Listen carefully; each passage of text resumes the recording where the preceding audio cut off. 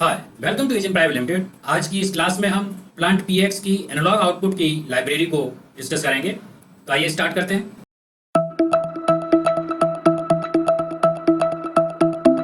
Plant PX की library में analog output की जो लाइब्रेरी है उसके अंदर तीन कंपोनेंट होते हैं, जैसे कि आप यहाँ पे हमारे पास देख पा रहे हैं। पहला जो है वो एड ऑन इंस्ट्रक्शन है p_a out। दूसरा कंपोनेंट है वो ग्लोबल ऑब्जेक्ट का है और तीसरी हमारी फेस प्लेट होती है। तो इन तीनों कंपोनेंट को यूज करके हम आज इस प्लांट पीएक्स की एनालॉग आउटपुट की लाइब्रेरी को टेस्ट करेंगे। तो इसके अंदर जो एड ऑन इंस्ट्रक्शन है वो तो हम अपने पीएलसी लॉजिक के अंदर इंपोर्ट करेंगे और जो ग्लोबल ऑब्जेक्ट है और जो फेस प्लेट है इसे हम अपने स्काडा सॉफ्टवेयर के अंदर इंपोर्ट करके इसको टेस्ट करेंगे। तो जैसे एड ऑन इंस्ट्रक्शन को हमें इंपोर्ट करना है वो लॉजिक के अंदर हमने ऑलरेडी यहाँ पर इंपोर्ट कर लिया है, जैसे कि आप यहाँ पे देख पा रहे हैं p_a out।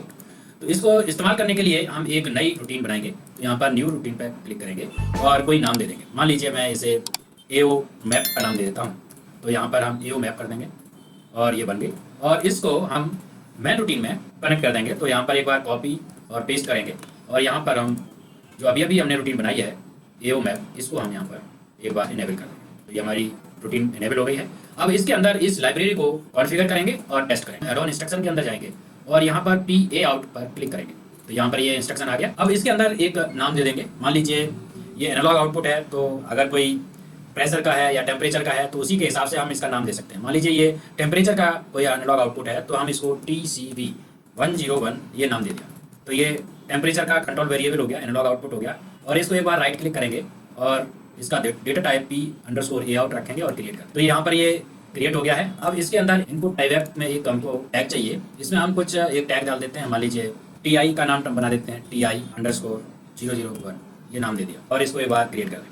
दूसरा टैग हमको चाहिए जो इसका चैनल होगा, एनालॉग आउटपुट का कोई चैनल होगा। अभी हमारे पास फिजिकल नहीं है तो कुछ भी नाम दे सकते हैं। मान लीजिए मैं इसका नाम देता हूँ AO_S1_CH0 ये नाम दे दिया मैंने और इसको एक बार क्रिएट कर देंगे।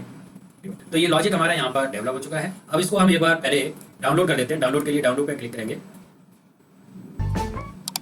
यस करेंगे। तो ये लॉजिक हमारा इसके अंदर पीएलसी के अंदर डाउनलोड हो चुका है। अब जो सेकंड पार्ट है कि हमें स्काडा के अंदर अपनी फेस प्लेट और ग्लोबल ऑब्जेक्ट को यूज करना है। लॉजिक हमारा रेडी हो गया है। अब हम चलते हैं स्काडा के अंदर। तो स्काडा के अंदर आप देख पाएंगे कि हमने एक फेस प्लेट यहाँ पर इंपोर्ट कर रखी है PA out_ फेस प्लेट और एक ग्लोबल ऑब्जेक्ट हम यहाँ से कॉपी करेंगे। मैं जाऊँगा यहाँ पर, ये बहुत सारे ग्लोबल ऑब्जेक्ट दिखाई दे रहे हैं जैसे कि। तो इसके अंदर कंट्रोल बार PA out के जो ग्लोबल ऑब्जेक्ट हैं वो कुछ इस तरह के 4-5 हैं।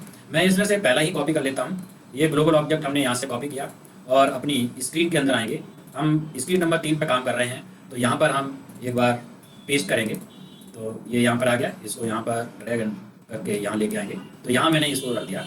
ग्लोबल ऑब्जेक्ट के अंदर ऑलरेडी फेस प्लेट कनेक्टेड रहती है और सारे टैग कनेक्टेड रहते हैं। सिर्फ हमको जो पीएलसी के अंदर हमने अभी अभी एड ऑन इंस्ट्रक्शन बनाया है उसको यहाँ पर टैगिंग करनी होती है। तो मैं यहाँ पर एक टैग को यहाँ से कनेक्ट कर देते हैं। इसको एक बार रिफ्रेश करेंगे और हमारा जो टैग था TCV 101 ये वाला टैग हम इसके अंदर कनेक्ट कर देंगे। यही टैग हमने बनाया था, जैसे कि आप यहाँ पे देख पा रहे हैं ये टैग है।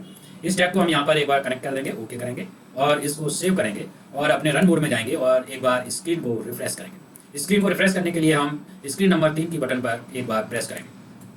तो जैसे हमने प्रेस किया तो यहाँ पर आप देख पा रहे हैं कि ये एक ग्लोबल ऑब्जेक्ट आ गया है। अब इस ग्लोबल ऑब्जेक्ट के ऊपर अगर हम एक बार क्लिक करते हैं तो इसकी फेस प्लेट खुल के आएगी, जैसे कि आप यहाँ पर देख पा रहे हैं। ये फेस प्लेट यहाँ पर खुल के आ गई है। इस फेस प्लेट के अंदर जैसे ये पहली होम टैब है, इस फेस प्लेट के अंदर आप देख पाएंगे कि लोकल, रिमोट और कंट्रोल वेरिएबल की एनालॉग आउटपुट है उसको कम ज़्यादा करने के लिए 1% और एक साथ 10%, इसकी कम करने के लिए ऐसे ये ज़्यादा करने के लिए दो बटन यहाँ पर दिखाई दे रही हैं और साथ में एक ये कर्सर दिखाई दे रहा है। इसको भी ड्रैग करके आप यहाँ से सीधी आउटपुट को चेंज कर सकते हैं। दूसरा, अगर यहाँ से हम यहाँ पर क्लिक करेंगे तो हमारे पास ये न्यूमेरिक कीबोर्ड खुल के आएगा। यहाँ से भी हम इसकी डायरेक्ट जितना भी आउटपुट देना है वो हम दे सकते हैं। पहले हम इसकी फीचर्स डिस्कस कर लेते हैं, फिर इसको हम ऑपरेटर मोड में ले जाएंगे और टेस्ट करेंगे। तो पहले टैब में तो आपने देख पाया जो मेन पैरामीटर होते हैं वो इसके अंदर है। दूसरी टैब में चलते हैं। दूसरी टैब है मेंटेनेंस। इसके अंदर कुछ इंटरलॉक्स बाईपास करने के लिए और उसके अलावा ये मेंटेनेंस मोड में ले जाना है तो मेंटेनेंस मोड की बटन को यहाँ पर प्रेस करके ये चीज़ें हम बाईपास और इनलाइन कर सकते हैं। इसके साथ ही इसमें दूसरा पेज है जिसके अंदर ये पूरी दिखाया है कि कैसे हमारा आउटपुट जनरेट होगा।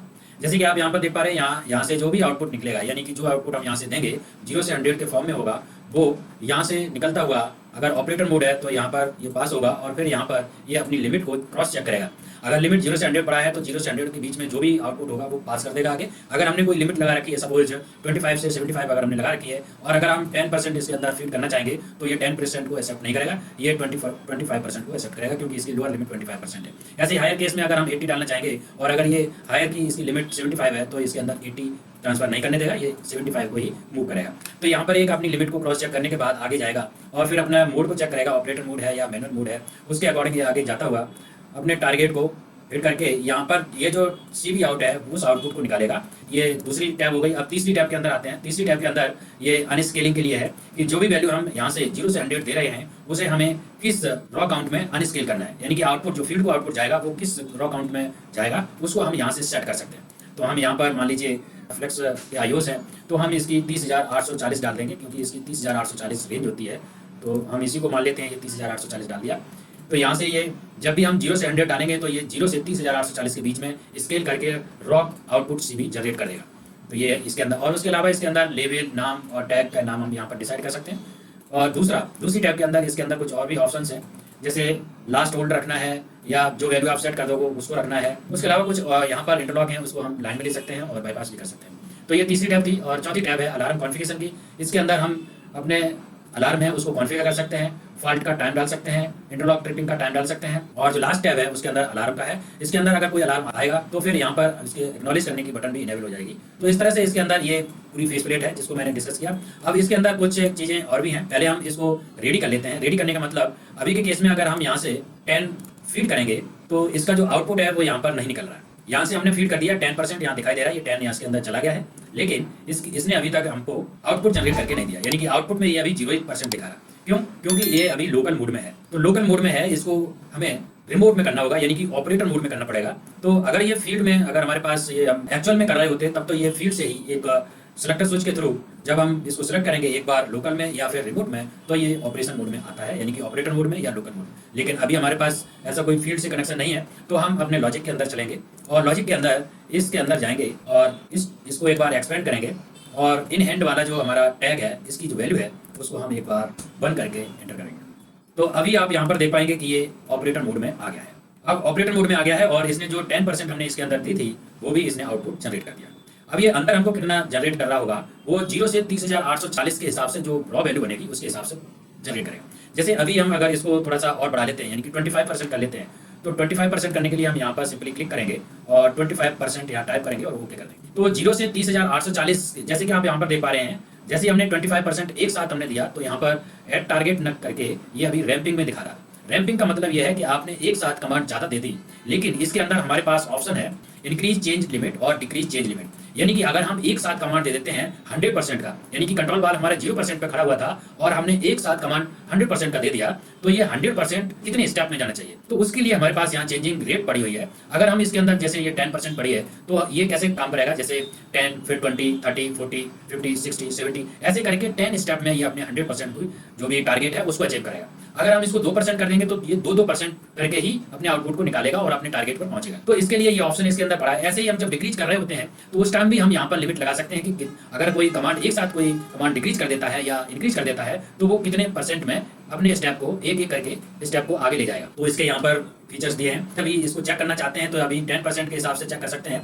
एक बार हम यहाँ से 100% की कमांड देते हैं और देखेंगे कि कितने स्टेप में ये आगे बढ़ता है। जैसे हमने 100% की कमांड दी, आप यहाँ पर देख पाएंगे ये रैंपिंग अप कर रहा है और यहाँ पर देखेंगे ये 10% के स्टेप में आगे बढ़ रहा है। 100 पहुंच गया, टारगेट पहुंच गया। तो इस तरह से इसके अंदर फीचर्स होते हैं। अभी इसको अगर हम 0 करना चाहेंगे तो झटके से अगर हम 0 करते हैं तो एकदम से 0 नहीं होगा, ये 10% नीचे डिक्रीज हो गया है क्योंकि हमने इसमें 10% डाला है। चेंजिंग रेट भी 10% डाला है और इंक्रीज रेट भी 10% डाला है। एक बार झटके से हम इसे 0 कर देते हैं तो 0 कर दिया तो आप देख पाएंगे ये धीरे धीरे 10% कम करता हुआ नीचे जा रहा है और 10 करके ये 0 पे जाएगा, ये पहुंच गया 0 पे। तो इस तरह से इसके अंदर ये फीचर्स हैं। तो ऐसे आपने देख पाया और ये लिमिट भी चेक कर लेते हैं। अभी यहाँ पर 0% दिया हुआ है, यहाँ से अगर आप 25% देना चाहते हो तो यहाँ से 25 चला जाएगा। कोई भी रेंज की हम आउटपुट देना चाहेंगे तो यहाँ पर ये आउटपुट चला जाएगा। अभी के केस में आप देख पाएंगे जैसे हमने 25% दिया तो इसका आउटपुट 25% इसने पास कर दिया। क्यों? क्योंकि इसकी जो रेंज है वो 0 से 100 पड़ी है। अगर हम इसको 30 to 100% करते हैं, अगर हम 30% कर देंगे तब ये 25% को पास नहीं करने देगा, ये मिनिमम 30 को पास करेगा। एक बार यहाँ पर ये लो लिमिट को चेक कर लेते हैं। मान लीजिए मैं यहाँ पर 30% कर देता हूँ, तो जैसे 30% करेंगे तो ये 25 की जगह 30 को मूव कर देगा। क्यों? क्योंकि इसमें लो लिमिट लगी हुई है कि 30 से कम तो हम जान ही नहीं देंगे। ऐसे ही अगर हम इसके अंदर 100 की जगह अपर केस में अगर हम यहाँ पर 80 डाल देते हैं, एक बार हमने 80 डाल दी, अब अगर हम इसकी जो वैल्यू है वो 85 डालना चाहेंगे तो नहीं जाएगी। मैं इसको 85 डालता हूँ एक बार। जैसे ही हमने इसको 85 डाला तो ये 85 को मूव ही नहीं होने देगा। ये कहेगा कि इसकी मैक्सिमम जो रेंज है वो 80 है, आप 80 के अंदर ही इसको डालिए। तो यहाँ पर अगर आप 80 डालोगे तो आप डाल सकते हो, यहाँ से आप डालेंगे तो ये 80 मूव होने देगा, जैसे कि आप देख पा रहे हैं। अगर इसकी लिमिट अगर 0 से 100 डाल देंगे तभी हम अपनी फुल रेंज में अपना कमांड को भेज सकते हैं। इसको 100 कर देंगे और लोअर लिमिट को भी हम 0 कर देंगे, तो हमारी लिमिट जो है फुल हो गई 0 से 100। जैसे मान लीजिए मैं 25% डालता हूँ, यहाँ पर 25 टाइप किया, अप्लाई किया, ओके किया, तो ये 25% हो गया। तो आउटपुट यहाँ से 25% जनरेट हो गया है। और इंजीनियरिंग टैब में आप देख पाएंगे इसका जो रॉ वैल्यू है, रॉ यानी कि जो मॉड्यूल के कार्ड पर जो रॉ वैल्यू जाएगी वो 7710 जाएगी। 7710 का मतलब ये हो गया कि ये 8 मिलियन पर जनरेट करेगा। और अगर हम इसको 50% कर देते हैं तो ये 30,840 का आधा यानी कि 15,420 जनरेट करना चाहिए। एक बार मैं इसको 50% यहाँ से कर देता हूँ और एक बार इंजीनियरिंग के फर्स्ट पेज पे चलते हैं तो यहाँ पर आप देख पाएंगे ये इसकी जो वैल्यू है 15,420 इसने अनस्केल करके फील्ड के चैनल को यानी कि आउटपुट के चैनल को भेज दिया है। तो इस तरह से इस फेस प्लेट को हम इस्तेमाल करके अपने एनालॉग आउटपुट की अनस्केलिंग कर सकते हैं। तो आज की क्लास में आपने सीखा कि प्लांट पीएक्स की एनालॉग आउटपुट की लाइब्रेरी को कैसे इस्तेमाल करते हैं। तो आज की क्लास में बस इतना ही। Thank you for watching this video. अगर आपको ये वीडियो पसंद आए तो लाइक करें, शेयर करें, और अगर आपने अभी तक हमारे चैनल को सब्सक्राइब नहीं किया तो सब्सक्राइब कर लें, साथ ही साथ बेल आइकन को क्लिक कर लें ताकि हमारे लेटेस्ट वीडियो के अपडेट्स आपको टाइम से मिल सकें। और अगर आपका कोई क्वेश्चन है, कोई डाउट है तो नीचे कमेंट बॉक्स में पूछ सकते हैं। Thank you.